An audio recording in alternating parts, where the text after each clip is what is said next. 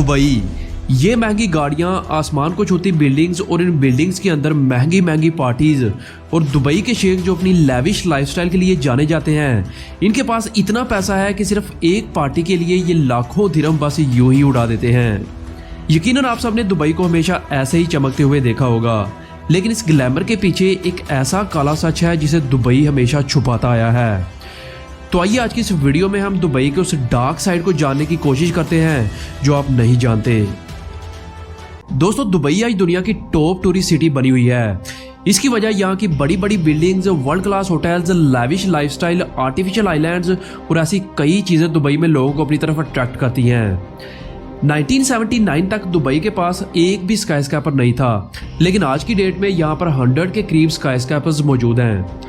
और इन बड़ी बड़ी बिल्डिंग्स को बनाने की सिर्फ एक ही वजह थी कि ज़्यादा से ज़्यादा लोगों को अपनी तरफ अट्रैक्ट करना, क्योंकि इनके पास बाकी मुल्कों की तरह ज़्यादा मकदार में तेल तो मौजूद नहीं था, तो इन्होंने अपनी ऑयल बेस इकोनॉमी को टूरिस्ट बेस इकोनॉमी बनाने पर फोकस किया। और ये जितनी भी बड़ी बड़ी बिल्डिंग्स मौजूद है पूरे यूएई में, ये सिर्फ उस लेबर की वजह से मुमकिन हो पाई जो दूसरे मुल्कों से आई हुई थी। इनमें श्रीलंका, बांग्लादेश, पाकिस्तान, इंडिया, नेपाल जैसे पुअर कंट्रीज शामिल हैं। यहाँ के लोग अपने बेहतर मुस्तकबिल का ख्वाब लिए दुबई में आते हैं, या फिर इन्हें बड़े बड़े ख्वाब दिखाकर ज़बरदस्ती दुबई में लाया जाता है कि वहाँ पर आपको एक अच्छा लाइफस्टाइल मिलेगा, 2-3 लाख रुपए आपको सैलरी दी जाएगी और आप एक अच्छी ज़िंदगी गुजार सकेंगे। लेकिन हकीकत में यहाँ पर आकर इन्हें स्लेव से भी बदतर ज़िंदगी मिलती है। सैलरी के नाम पर इन्हें 35 से 40 हज़ार रुपये दिए जाते हैं और दिन के 12-12 घंटे हफ्तों के 7 दिन इनसे ज़बरदस्ती काम लिया जाता है। और दुबई की 40 से 45 डिग्री टेम्परेचर में काम करना किसी दोज़ख से कम नहीं है। और इनके रहने वाले क्वार्टर्स ऐसे होते हैं कि एक छोटे से क्वार्टर में कई कई लड़के रहते हैं। इन सब के बावजूद भी यहाँ के लोग दुबई को छोड़कर किसी सूरत भी नहीं जा सकते। यहाँ पर एक मेजर इशू कफाला सिस्टम है।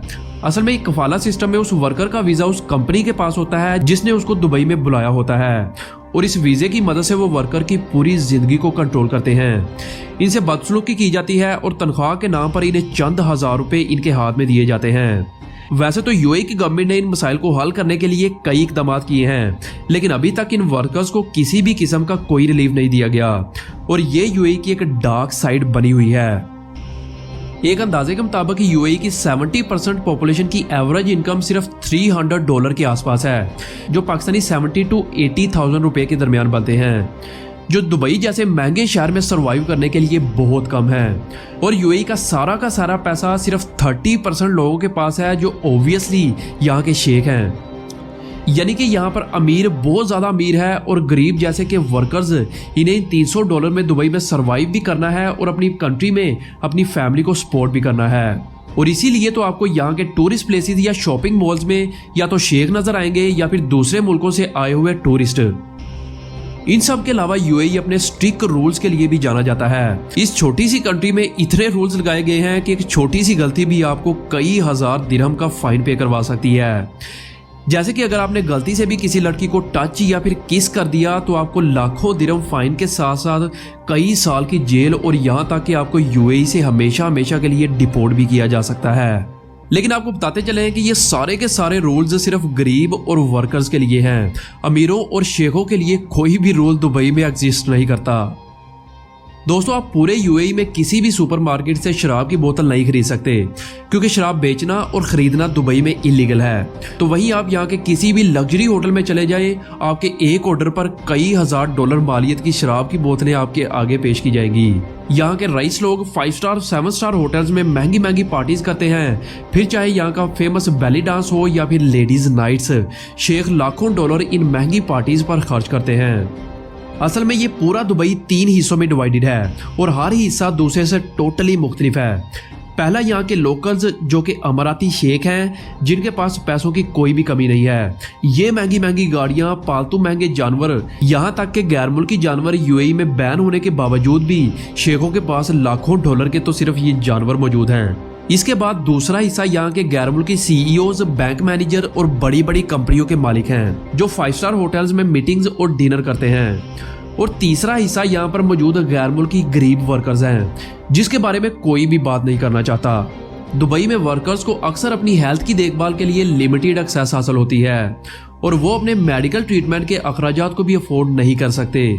अपने इस डार्क साइड को छुपाने के लिए यूएई की गवर्नमेंट अपने ज़्यादातर मीडिया को अपने कंट्रोल में रखती है और यहाँ का मीडिया पूरी दुनिया को सिर्फ पॉजिटिव चीज़ें ही दिखाता है ताकि ज़्यादा से ज़्यादा टूरिस्ट दुबई में आ सके। अब जाहिर सी बात है, जितनी पॉजिटिविटी आप लोगों को दिखाएंगे उतने ही ज़्यादा लोग उस चीज़ की तरफ अट्रैक्ट होंगे और लोगों को अट्रैक्ट करना ही तो यूएई का मेन फोकस है, क्योंकि पूरे दुबई की तकरीबन 60 to 70% इकोनॉमी सिर्फ टूरिस्ट बेस है, यानी कि इनकी तकरीबन सारी की सारी इकोनॉमी सिर्फ टूरिस्ट पर टिकी हुई है। और कोविड-19 में जितना नुकसान यूएई को हुआ था शायद ही किसी और मुल्क को हुआ हो। यूएई के लाज फ्रीडम ऑफ एक्सप्रेशन को सख्ती से कंट्रोल करते हैं और गवर्नमेंट या इनके शाही खानदान के ऊपर किसी भी किस्म की तनकीद नहीं की जाएगी और अगर ऐसा करता कोई पकड़ा गया तो लाखों दिरहम जुर्माने के साथ साथ कई किस्म की सजाएं उसको दी जाएंगी। और यहाँ की गवर्नमेंट ऑनलाइन कंटेंट और मीडिया पर कड़ी निगरानी रखती है। फॉर एग्जांपल 2019 में यूएई में कानून पास किया गया कि जो भी मुल्क के हुक्मरानों पर किसी भी किस्म की तनकीद करता पकड़ा गया तो इसे 10 साल तक की सजा हो सकती है। इसलिए आप यूएई में रहकर सोशल मीडिया में क्या क्या पोस्ट करते हैं, वहाँ की गवर्नमेंट आपके हर मूवमेंट पर नजर रखती है। इसलिए गलती से भी वहाँ के रूलर्स के खिलाफ पोस्ट करने से पहले एक बार जरूर सोचिएगा कि इसका अंजाम बुरा हो सकता है। बहुत से एक्टिविस्ट और ह्यूमन राइट डिफेंडर्स को काफी बार अरेस्ट किया जा चुका है और इनके साथ तशद्दुद और कई किस्म के टॉर्चर की भी इतलात मौसूल हुई हैं। इन सब के अलावा यूएई को अहम इन्वायरमेंटल चैलेंजेस का भी सामना है। यहाँ पर सबसे बड़ा चैलेंज पानी की कमी है। यूएई दुनिया के सबसे ज्यादा पानी की कमी वाले कंट्रीज में से एक है। इंडस्ट्री और घरेलू इस्तेमाल के लिए पानी की ज्यादा मांग ने पूरे यूएई को दबाव में डाल रखा है। इसलिए यूएई ने अपने पानी की जरूरियात को पूरा करने के लिए डीसैलिनेशन टेक्नोलॉजी में बहुत ज्यादा इन्वेस्टमेंट की है। इस प्रोसेस में समुद्र के सॉल्टेड वाटर को साफ पानी में तब्दील किया जाता है, लेकिन ये प्रोसेस काफी कॉस्टली होता है, इसलिए तो दुबई में पानी काफी महंगा होता है।